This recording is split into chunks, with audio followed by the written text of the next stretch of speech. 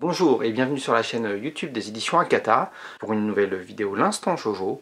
Ça va être une vidéo pendant le confinement parce que c'est le week-end.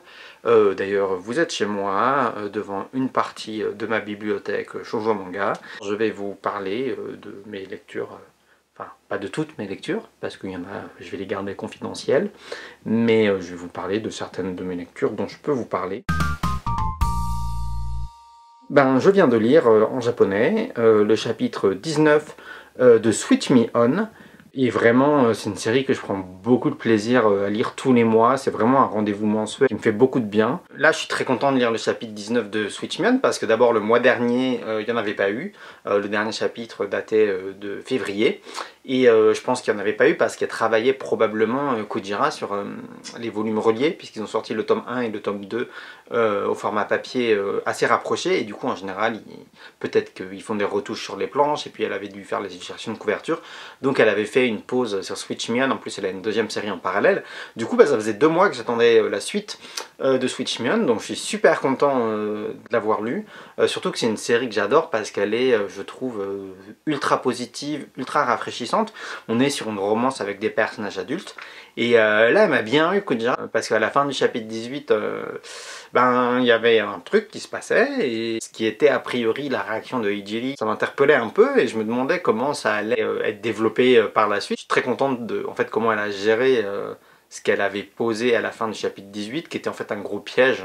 Mais c'était très malin de sa part, et la manière dont c'est géré, et l'évolution de l'histoire et des personnages, je trouve ça super intéressant.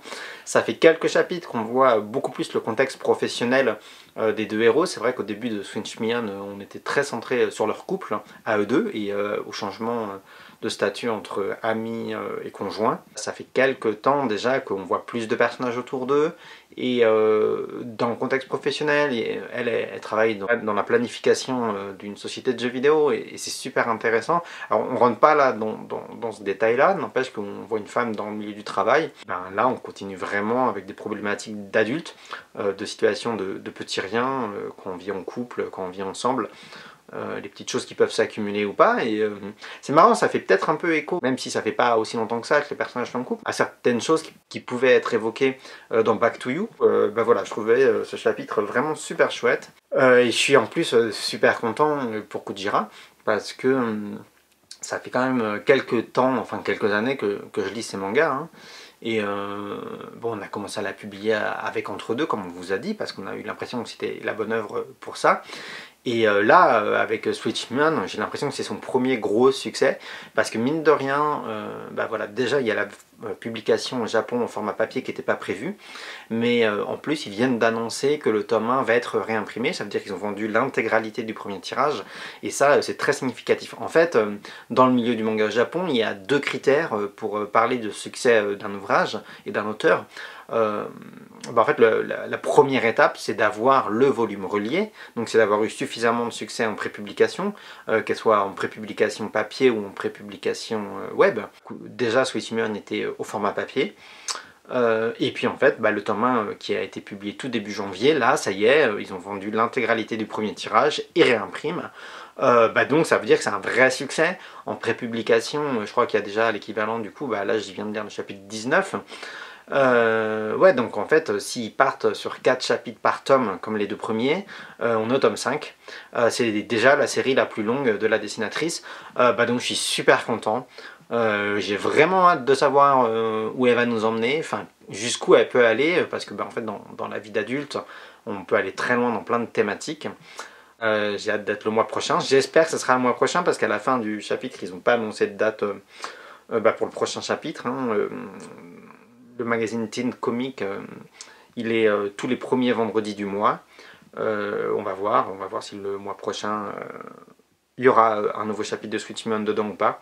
En tout cas, voilà pour cette lecture-là. Mon autre lecture du week-end, je suis très content aussi parce que ça faisait très longtemps que je l'attendais. En fait, c'est le chapitre 20 de Game entre nos corps. Et ça, pour le coup, je l'ai attendu vraiment très très longtemps, puisque de mémoire au Japon, attendez, je vais regarder sur ma tablette.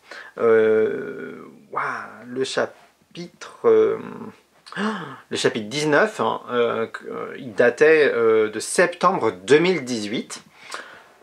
Donc ouais, ça faisait très longtemps que j'avais pas lu la suite de Game. Alors on vous a déjà proposé le chapitre 19 au format numérique. Et puis bah là, il y a le 20 qui vient tout juste d'être diffusé. Je l'attendais beaucoup. Ben voilà, c'est un peu toujours risqué, pareil, quand on lit des séries comme ça, on ne sait pas où ça va. Et sur une relation toxique comme elle est décrite dans Game, bon, en tant qu'éditeur, on a publié cet ouvrage-là parce que moi j'aime beaucoup le travail de Mai Nishikata et on a tous eu l'impression que voilà, elle savait où elle allait, qu'elle allait vraiment parler de choses importantes. Et voilà, pour moi, la relation dans Game est décrite pour ce qu'elle est, ça veut dire une relation toxique. Si vous avez lu la série, vous avez lu la fin du tome 4. Chapitre 19, bah, c'était bien, c'était calme, c'était lent. Et les personnages ne prenaient pas forcément beaucoup de décisions. Bon, je vais pas vous spoiler, hein, mais ben, là, les personnages continuent leur vie. On n'est pas encore sûr de l'évolution vers où ça va aller, mais il y a un truc que j'ai pas vu venir. On est vraiment là pour le coup dans le cadre professionnel et on voit les autres personnages qu'il y a autour. Et bon, s'il n'y a pas de grosse évolution, il y a quand même des petits indices et il y a un truc qu'il y a sur 2-3 cases, quelque chose qui m'a interpellé. Donc je suis très curieux de savoir maintenant là comment ça va évoluer. Alors pareil, on n'a pas de date sur le prochain chapitre de Game. Mais bon, c'est vrai que j'en profite pour dire que c'est vrai que des fois c'est un peu frustrant en tant que lecteur quand on doit attendre la suite des séries, mais c'est un peu ça aussi pour les lecteurs japonais. Quand ils commencent des nouvelles séries, bah, ils ne savent jamais si les auteurs vont garder le rythme, si les séries vont fonctionner ou pas, combien de temps il va falloir attendre. Là, c'est vrai qu'à la fin du tome 4 de Game, Mai Nishikata s'est beaucoup demandé quelle évolution donner à la suite de la série. Elle avait mis 6 mois de mémoire à dessiner le chapitre 19. Et ben maintenant, voilà, ça faisait plus d'1 an qu'il n'y avait pas eu de chapitre. Comme on dit, la patience est la mère de toutes les vertus, et elle a dessiné la suite, enfin. Et je sais pas quand arrivera la suite, mais je l'attends. Je l'attends, et bon, alors chapitre 20, on va essayer de vous le proposer dès que possible au format numérique. Je peux pas vous dire quand, hélas, parce que là, en ce moment, au Japon, pareil, ils ont commencé à beaucoup travailler en télétravail. Tout est ralenti, on reçoit plus de contrats par la poste, tout ça, donc pour le moment, je sais pas quand est-ce qu'on va pouvoir vous proposer ce chapitre 20, on va essayer de le faire le plus tôt possible. Le chapitre 20 sera le deuxième chapitre du tome 5, qui arrivera plus tard, on ne sait pas quand, hein. Mais voilà, je suis pour l'instant toujours très content de l'évolution de la série. Les personnages sont fidèles à eux-mêmes. L'héroïne, vraiment, Fuji, elle continue à être forte, à assumer ses choix. Il y a des bulles révélatrices de son état d'être et de la conscience pleine qu'elle a de sa relation et de ce qu'elle a été, etc. Donc à voir comment ça va évoluer, mais je suis très curieux et pour l'instant toujours très satisfait. Et du coup, je vais vous parler d'une autre de mes lectures.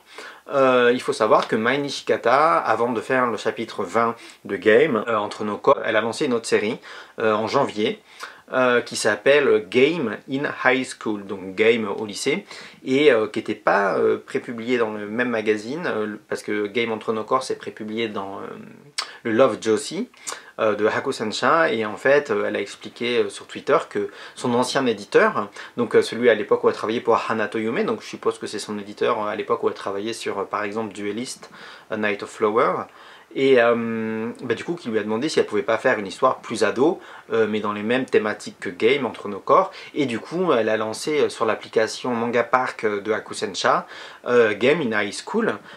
Pour l'instant il n'y a qu'un seul chapitre qui est prépublié, mais en fait c'est vrai que au moment où il le publiait sur l'application Manga Park, que je l'avais déjà lu, mais c'était très découpé parce qu'il prépublie pas les chapitres en entier, mais il redécoupe les chapitres vraiment en plus petites parties qui diffusent toutes les semaines ou toutes les 2 semaines.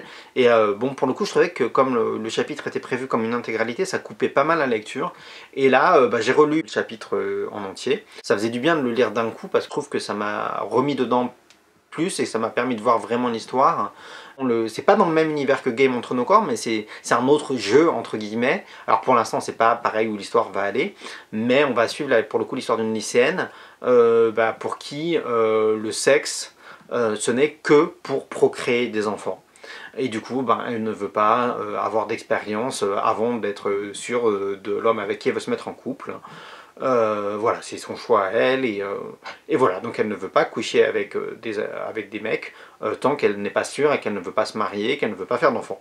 Elle est plutôt studieuse, bon, elle est plutôt super belle, même si elle est froide et distante, elle a déjà eu des petits copains qu'elle a accepté tout ça, et du coup, bah, au début de l'histoire, elle va croiser un autre garçon qui est le tombeur du lycée. De fil en aiguille, ils vont commencer un jeu aussi. Bah voilà, j'ai lu ça et je suis très curieux. Pour le moment, sur un seul chapitre, c'est dur de savoir où ça va aller. Après, bah voilà, moi j'ai confiance en Maë Nishikata. Ses récits plus récents ont un peu tranché avec ce qu'elle faisait avant en termes de type d'histoire, mais moi j'ai toujours trouvé qu'elle était dans la pure tradition du shoujo manga Kusensha. Et c'est quelque chose que j'apprécie, et là, voilà. Encore un personnage féminin qui a ses choix, qui a son caractère. Et pour l'instant, elle m'a jamais trahi dans mes attentes. Donc je vais voir où ça va. Alors vous allez sûrement demander ah, est-ce que vous allez le publier et tout. J'en sais rien, il y a un chapitre qui est publié pour le moment au Japon depuis janvier.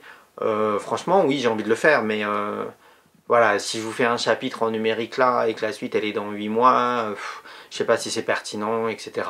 On va réfléchir. Pour l'instant, il n'y a pas de date annoncée pour la suite, donc c'est un peu compliqué. En tout cas, c'est assez marrant de voir comment Maë Nishikata elle prend le même concept. Du coup, un jeu entre une femme forte et de caractère et un garçon qui est plutôt un connard est présenté comme ça. Et de voir de manière non idéalisée comment va se construire leur relation à des âges différents. Moi, je trouve ça assez marrant ce concept de ce jeu en miroir. À voir comment tout ça va se répondre, va évoluer. Voilà, bah, je vais pas vous parler d'autres lectures que ça, c'est déjà pas mal et j'ai l'impression que j'ai beaucoup parlé. Voilà, j'adore parler de ce que je lis de toute façon, donc c'est déjà assez long comme ça. Après, en fait j'adore en tant que lecteur lire en prépublication, je trouve qu'on a un rapport différent à chaque histoire. Et ce que j'adore, surtout dans des séries qui n'ont pas forcément pour vocation de faire 40-50 tomes, c'est qu'en lisant en prépublication, en fait, on a un rapport différent à l'histoire, mais aussi au personnage. Parce qu'en fait, comme on attend entre plusieurs chapitres, en fait, dans le temps qu'on passe avec eux, j'ai l'impression qu'on passe plus de temps avec les personnages. Tous les mois, quand on attend, on peut se repenser à l'histoire et on est content de les retrouver. Et puis on s'est posé des questions sur comment ça allait évoluer. Alors bien sûr, c'est quelque chose qu'on fait entre 2 tomes aussi. En France, on a pris l'habitude de lire des mangas à un rythme un peu rapide. Un tome tous les 2 mois ou tous les 3 mois. C'est comme ça que ça a commencé au début. On a pris cette habitude-là, mais jamais les Japonais, ils ont lu comme ça. Puisqu'en fait, bon, quand c'était dans Shonen Jump, c'était un chapitre par semaine, mais les chapitres sont très courts, quoi. Ils font 10-15 pages. Dans les magazines shoujo, en général, c'est plutôt 20 pages, c'est toutes les 2 semaines, ou ça peut être 30 pages tous les mois, et du coup, un tome entier, voilà, ça sortait pas tous les 2 mois, ou très rarement dans des trucs un peu nerveux, quoi, en termes de rythme de publication. Mais du coup, le rapport à l'histoire, à sa construction et à la manière dont on l'a lu, à mon avis, est très différent. Quand j'étais au Japon, quand j'habitais au Japon, j'ai très vite pris l'habitude de lire ben voilà, les magazines de prépublication, j'en lisais plein. Et je trouvais ça très agréable, c'était des rendez-vous, toutes les semaines j'avais mes rendez-vous, je savais quel magazine j'allais acheter, etc. C'était super agréable. Aujourd'hui, avec le numérique, je suis vraiment content de pouvoir continuer sur certaines séries à avoir cette prépublication au format numérique, c'est super chouette, parce que je retrouve des sensations de lecture que j'avais plus en achetant juste les tomes reliés. Voilà, donc moi ça m'amuse beaucoup en tout cas en tant qu'éditeur de proposer aussi des séries comme ça en prépublication numérique. Je pense que c'est quelque chose qui rapproche vraiment de la manière dont les Japonais lisent les mangas et les découvrent au fur et à mesure. Je trouve ça assez intéressant à faire et voilà, les habitudes de lecture elles changent un petit peu, les formats, tout ça. Mais ouais, je trouve ça plutôt assez agréable. Alors parfois ça veut dire aussi que sur certaines séries, bah, par exemple comme Game, on se retrouve dans les mêmes situations que les Japonais à devoir attendre. En tant que lecteur, en fait, quand on commence une série, c'est comme si on signait un espèce de contrat avec un auteur pour dire ok, bah, je vais essayer et puis je me lance dans l'aventure sans savoir où je vais, en termes d'histoire, mais aussi de santé de l'auteur, de situation globale, etc. Ça nous apprend d'autres pratiques de lecture. Voilà, et je trouve ça en tout cas très intéressant. Bon, je vous ferai pas des vidéos comme ça à chaque fois que je vais lire un nouveau chapitre des séries qu'on publie. Là c'était marrant parce qu'en fait dans le même timing il y a le nouveau chapitre de Switch Me On et le nouveau chapitre de Game entre nos corps, et puis en plus ils ont mis en même temps sur la plateforme iBook le chapitre de Game in High School, donc je me suis dit ah ça serait un peu marrant de faire une vidéo. En plus bah voilà, on est un peu bloqué chez nous pendant le week-end, donc bah voilà, j'avais envie de faire une vidéo pour essayer de vous occuper, aussi pour vous demander qu'est-ce que vous lisez vous le week-end. Je vais m'arrêter là pour cette vidéo, je vais vous souhaiter une bonne fin de week-end. J'espère plein de lectures et puis bah, prenez bien soin de vous et à bientôt pour une prochaine vidéo sur l'Instant Shoujo.